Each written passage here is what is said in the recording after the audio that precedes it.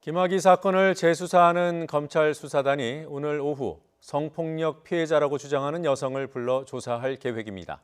검찰은 성범죄 의혹과 관련해 과거 수사 때는 나오지 않았던 증거를 확보하며 활기를 띠고 있습니다. 취재기자 연결합니다.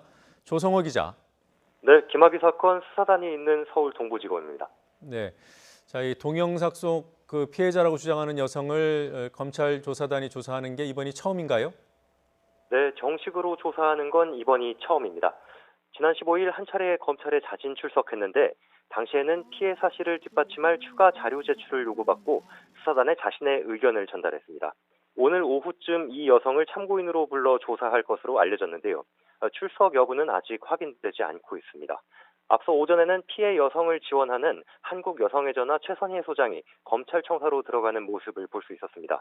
성폭력 피해자의 경우 정서적으로 불안해할 수 있어서 심리적 안정을 위해 실내 관계자가 동석하도록 요청할 수 있습니다. 수사는 이 여성을 상대로 과거 두 차례 수사 때 주장했던 성폭력 피해와 관련해 확인할 것으로 전해졌습니다.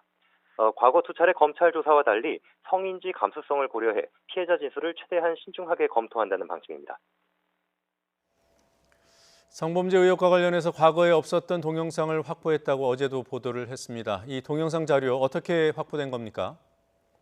네, 잘 알려진 별장 동영상과는 다른 동영상 장면이 담긴 사진입니다. 피해를 주장하는 여성은 과거 검찰 수사에서 서울 역삼동 오피스텔에서 김 전 차관과 성관계하는 동영상을 원치 않게 찍혔다고 주장했습니다. 검찰이 당시 관련 자료를 제출해달라고 했지만 내지 않아서 확보되지 않았는데요. 수사단이 최근 윤중천 씨 주변 인물을 압수수색하는 과정에서 사진 여러 장이 발견됐습니다. 검찰은 사진을 분석해 동영상이 촬영된 시점이 지난 2007년 11월쯤이라고 결론 내렸습니다. 특수강간 혐의의 공소시효는 2007년 12월 21일 법이 개정돼서 10년에서 15년으로 늘어났는데요. 법 개정 한 달 전 범행이라면 공소시효가 이미 끝나서 특수강간을 입증해도 처벌할 수 없습니다. 하지만 새로운 증거가 나온 만큼 검찰도 일단 사실관계를 명확히 따진 뒤 어떤 죄명을 적용할 수 있는지 검토할 것으로 보입니다. 지금까지 서울 동부지검에서 YTN 조성호입니다.